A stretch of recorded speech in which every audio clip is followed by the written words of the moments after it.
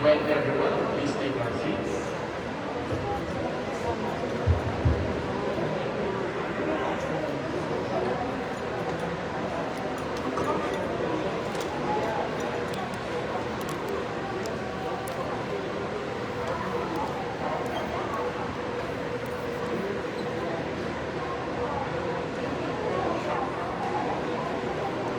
Walang distance.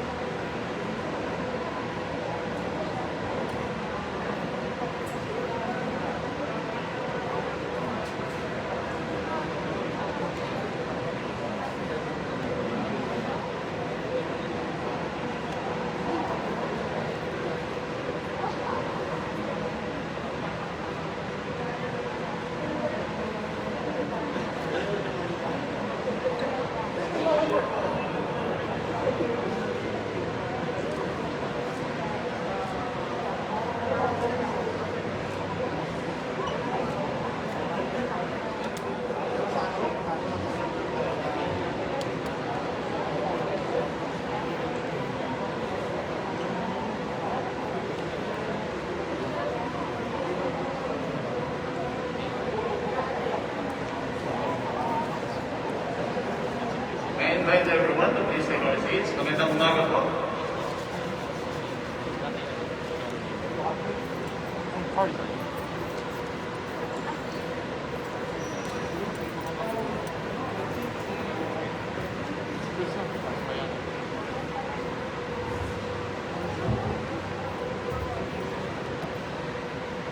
Muli, magandang umaga po. Good morning. Let's start the year right. And now is the right time. The opening of the Pasig City Business One-Stop Shop, or BOSS, here at Ayala the 30th. To officially start this event, I invite everyone to please rise for the opening prayer to be led by the head of Pasig City Management Information System, Mr. Don.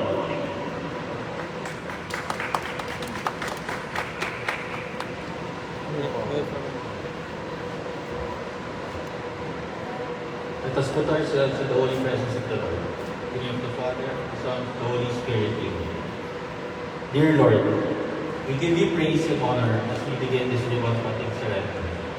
We gather today to celebrate this historic event and partnership. We are thankful to you and all those who have worked so hard to put this office and event together.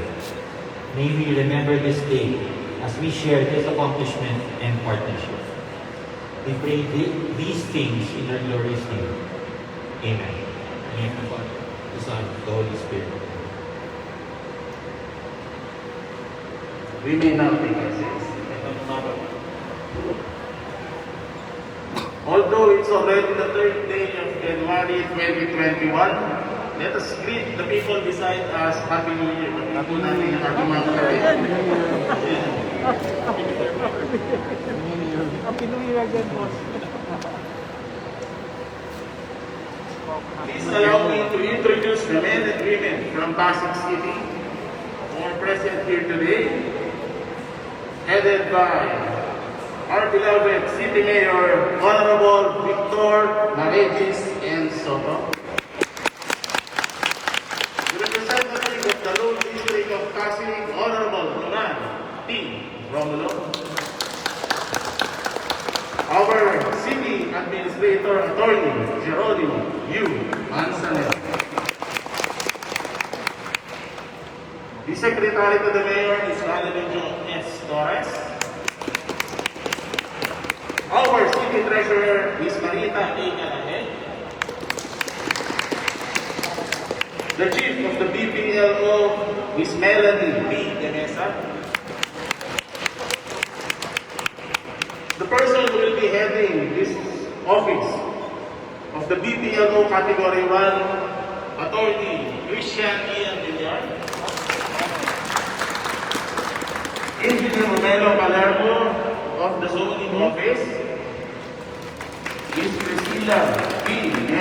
Mejillano of the City Planning and Development Office. Superintendent Arthur Sawate, Pasig City Fire Director. Dr. Laura P. Dancel, OIC Sanitary Permit Section. Engineer Noel L. Agustin, OIC Office of the City Building Official. Mr. Robert P. Hila, Head City Assessor's Office. Mr. Michael Don O'Crive, Head Management Information System.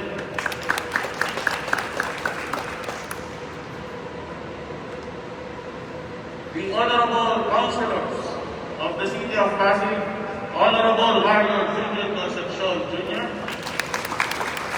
Honorable Edita Santiago, the Honorable Rodrigo Asilo, Honorable Ori Lopisa, the Barangay Chairpersons of Barangay San Antonio and Barangay Bugong, Barangay San Antonio, Honorable Tomas R. Lizzie,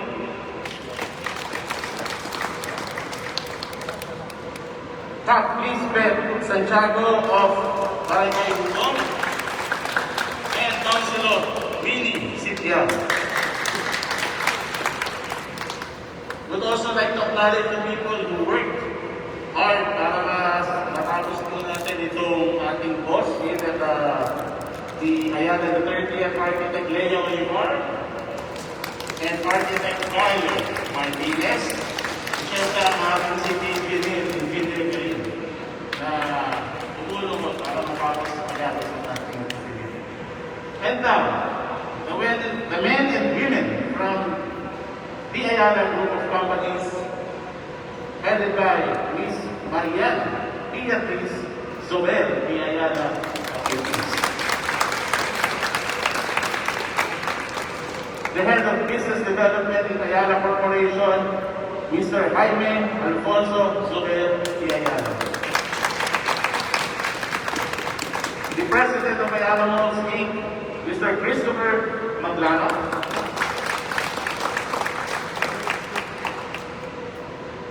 Vice President External Affairs, Ayala Land Incorporated, Mr. Indo Fernando. The AVP, Area Head of North Ayala Malls Inc., Ms. A.C. Digarda. The Cluster Head for the 30th UPTC and Fairview Terraces, Ms. Fidi Diaz.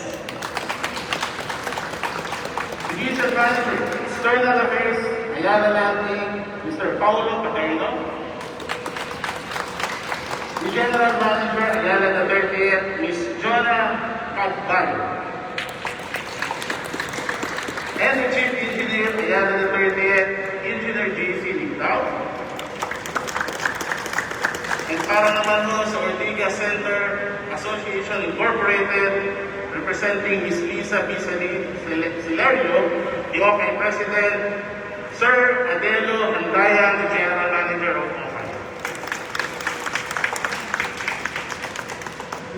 Once again, magandang umaga po and Happy New Year. Republic Act 11032, also known as the Ease of Doing Business and Efficient Government Service Delivery Act of 2018, mandates all government offices to streamline the current system and procedures of government service. Gawing simple, madali ang paggogobyerno para sa kaginhawahan ng mga mamamayan. Para sa mga negosyo na nasa Pasig Central Business District o Ortigas Center,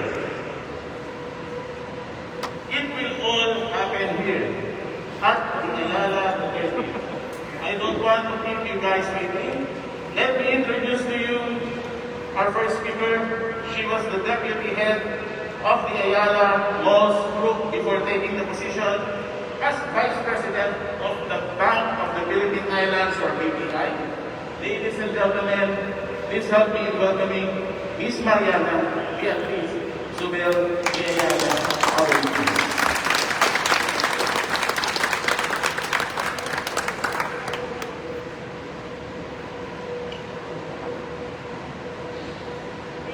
Thank you so much, and good morning, everyone. We're so honored to be here and to start the year off for a very exciting 2021 as we officially launch Pasig City's Business One-Stop Shop in Ayala Malls the 13th. May I take this opportunity to welcome Mayor Victor Soto, Congressman Roman Romulo, City Administrator Attorney Jeron Manzanero, MIS Head Mr. Don Rivera, Councilor Junjun Concepcion, Honorable Councilor Edith Santiago, Honorable Councilor Rodrigo Asido, Honorable Ori Pisan, Honorable Willie Siquar, Capitana Liz Santiago, and BSP Colonel Arthur Sawate. I'd also like to acknowledge the presence of our colleagues from Ayala Land, headed by Mr. Chris Maclano, President of Ayala Malls Inc., as well as EC Ricarda and PB Diaz, who have both provided leadership to the Ayala Malls Northern Region, as well as Ayala Malls the 30th. With the opening of the Pasig Business One-Stop Shop, we are excited to invite business owners from Barangays San Antonio and Quezon to process applications for their business needs, such as new business applications, business renewals, retirements, and amendments, all here at Ayala Malls the 30th. We support the Pasig City government in working to ease the queuing and processing in the Pasig City Hall. The city government of Pasig and Ayala Malls are together committed to providing a safe space for businesses to continue to thrive in this difficult environment, operating with only the highest level of safety protocols.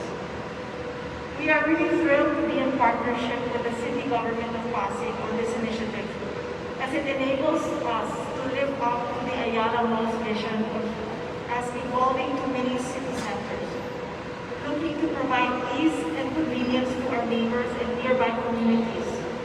We are truly honored to be the home of Pasig Cross. If you'll allow me, this is also an especially personal moment for me as well, as I had the privilege of being part of the team under AC Legarda who opened the mall back in 2017. Back then, we had aimed to position the 30th as a true mobility center, going beyond just retail stores and looking to position ourselves as a community center providing convenience and ease for everyday needs. I celebrate the team today under PB Diaz and Jonna Hagbay for making this dream a reality for us all, enabled by the city government of Pasig. Truly an ideal partnership and extremely relevant given the context of today. We hope this can be a model moving forward. Allow me to end by expressing our immense gratitude to the city government of Pasig for the trust and confidence given to Ayala Malls the 30th. Thank you for granting us this opportunity to be of better service to our community. We are hopeful and we look forward to more ahead. Maraming salamat po. Mabuhay po kayo.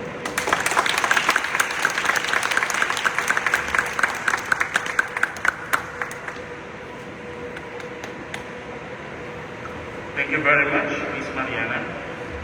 To give us his New Year message and greetings for the opening of the boss here at the Ayala the 30th, ladies and gentlemen, Pasig City Congressman, the Honorable Roman P. Roman. Magandang umaga po sa ating lahat. Pasensya na po tayo para sigurado natin yung mga Unang-una po, nagpapasalamat tayo sa government, siyempre sa Ayala, for providing a venue kung saan ang mga small, medium-sized businesses can have a safe environment. Thank you very much.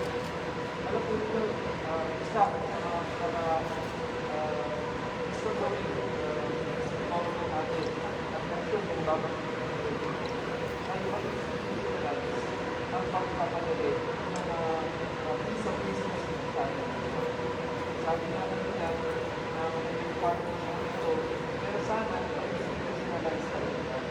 Sana hindi ito at sa karalaman na iba'y habang yung ating legal and vision, pero natin ay natapos ito ng marami, meron tayo ganito. Dapat, may paghabang buhay na mangyari ito.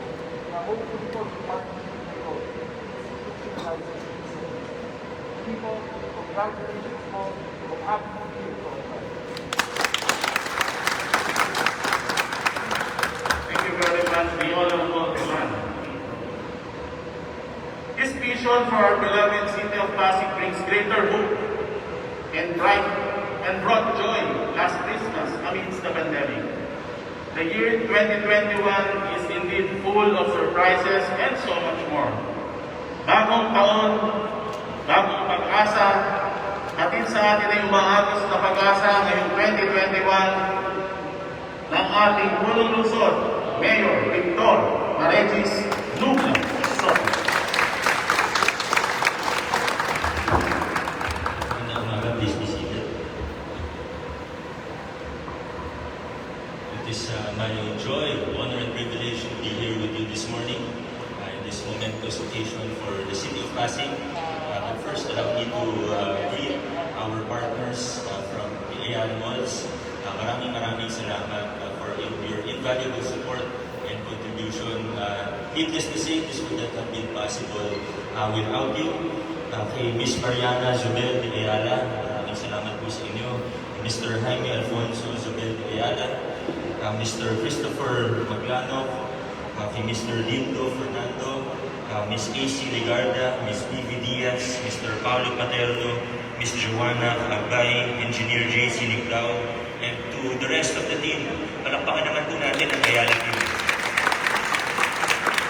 When we found out that there would be an opportunity to establish a business one-stop shop here in Ayala the 30th, we didn't waste any time and we seized the opportunity through the leadership of our city administrator, Attorney Jeron Manzanero, of course with the help of all of our department heads and our staff, and with the support of our Sangguniang Panlungsod, under the leadership of Vice Mayor Iyo Bernardo, Congressman Roman Romulo.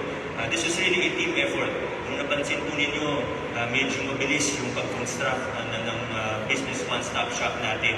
Talagang minadali natin dahil alam natin na pagdating ng peak season for renewal, kung lahat pupunta sa City Hall, sa one-stop shop natin sa City Hall, talagang magsisiksikan po tayo doon. And we would inevitably violate health protocols. It would be dangerous and pose a health risk for everyone, for our staff, for the people who would come and renew.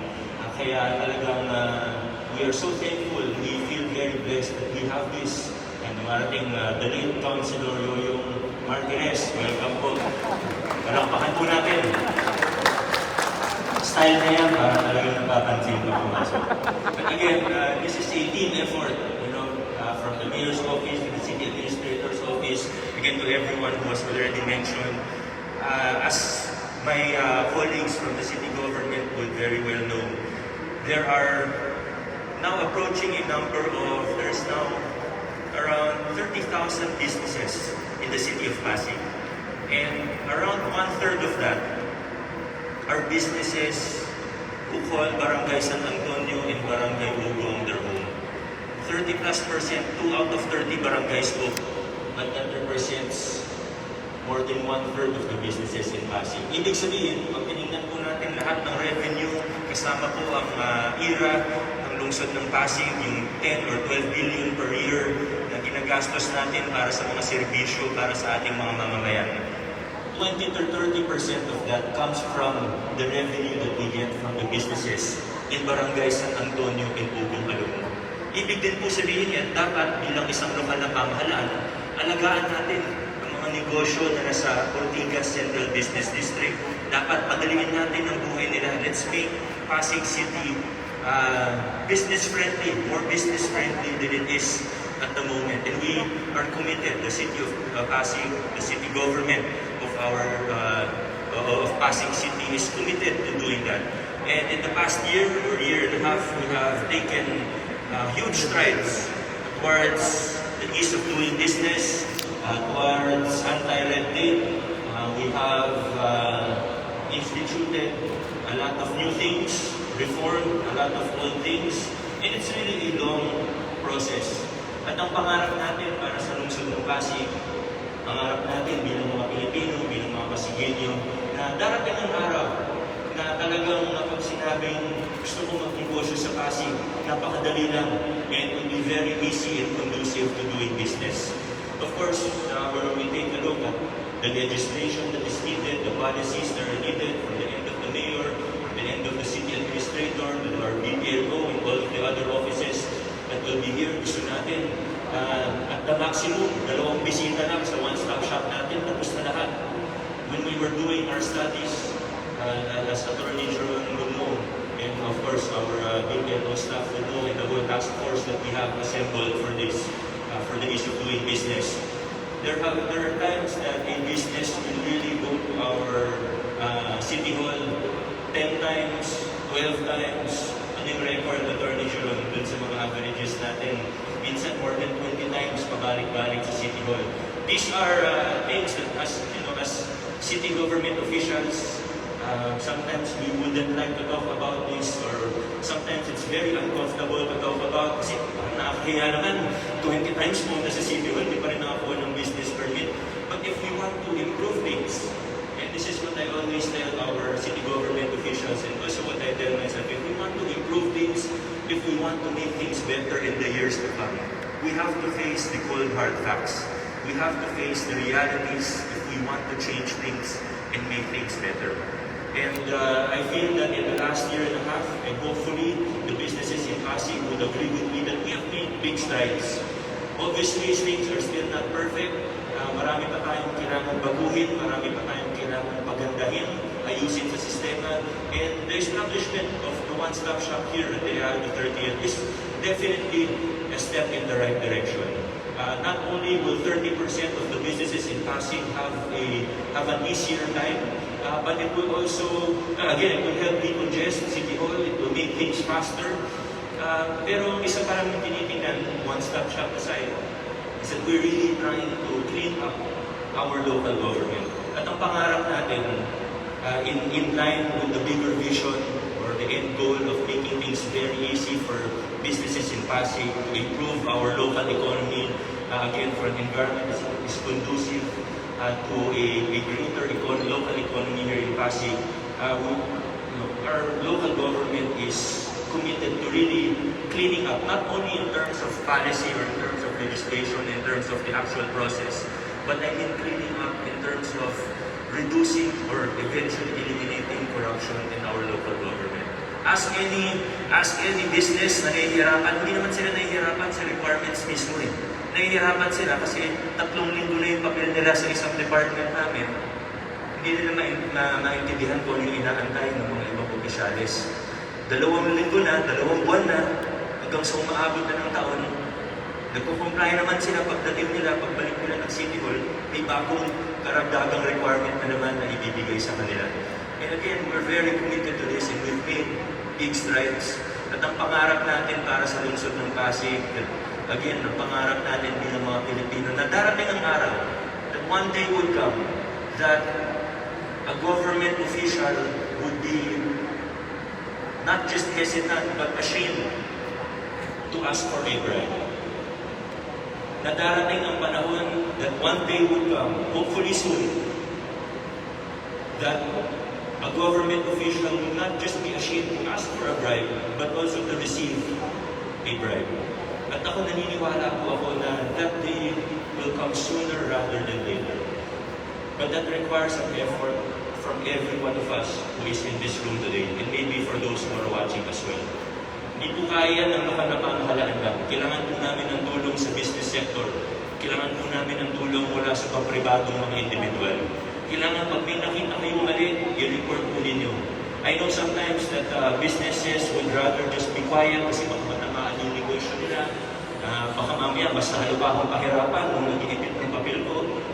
Pero kung gusto po natin dumating sa isang Pilipinas na hindi tinotolerate ang corruption, pagkus kinasusuklakan natin ng corruption sa ating lokal na pamahalaan, sa ating pamahalaan in general, sa ating kultura, it needs to be something that we will change together.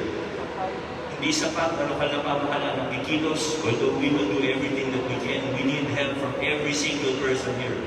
Department head ka man, city administrator ka man, congressman, konsehal, negosyante ka man, ordinaryong staff ka man na may nakikitang dapat baguhin. I encourage you, I implore every single one of us here to speak up. Ngayon, kung meron negosyo, nakita po nila na nag-report sila, wala naman nangyari sa report ko. Problema ko na yun bilang mayor. Ako na may kasalanan nun kung walang nangyari nun sa reklamo. But if no one will help and no one will report kung ano yung mga nangyayari, ay asahan niyo, hindi talaga ayos ang sistema natin. Hindi magbabago sa kultura natin yung mga gusto natin baguhin. Kaya, naman po tayo. And I believe with my whole heart, and we have seen the changes, slowly but surely, we will continue to feel the changes here in the city of Pasig. We will make business, we will make the ease of doing business here better and better. We will continue to reduce red tape, but we need to make it, we need to change our culture also. Again, maraming salamat. This business one-stop shop is a step in the correct direction towards the ease of doing business, whether anti-red tape, towards government efficiency, towards making things easier for businesses and promoting a healthier and more resilient local economy here in Pasig. Maraming salamat sa lahat ng tumulong para maging posible ito. Congratulations sa lungsod ng Bahasa. Maraming salamat. Congratulations sa lungsod ng Pasig. Salamat po.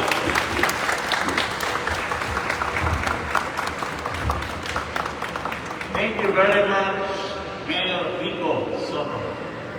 At bago po ako palisin dito sa stage na ito, mapakilala ko naman po ang aking sarili. Ako po si Allen Aquiles, ang inyong pong naging guro ng palatuntunan ngayong umaga. Magandang umaga po. Wala po ba kayo dyan malampakan? Maraming salamat sa nakakabili ng malampakan. Sisimulan na po natin ang ating pong ribbon cutting at syempre ho, may I invite Mayor Rico Soto, our City Administrator, Attorney Jeronimo Manzanero, Congressman Roman P. Romulo, Board Ayala Group of Companies, Miss Mariana Beatriz Zubel de Ayala, Ortiz, Mr. Jaime Alfonso Zubel de Ayala, Mr. Christopher Maclano, Mr. Dindo Fernando, and our city councilors. Nandiyan po ang ating mga konsihal.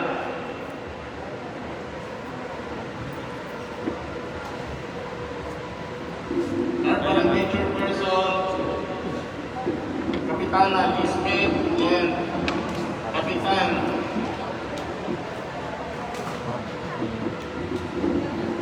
Tomas, Raymond Tomas. Easy.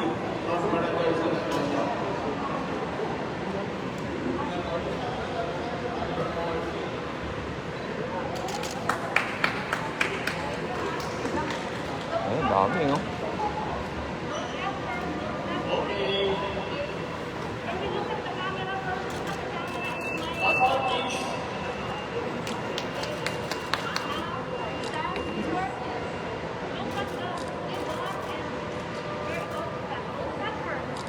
Don't back first. Just look at the people. 3, 2, 1, go! Congratulations, everyone! For opening a fast business, Casa Shop here at Yala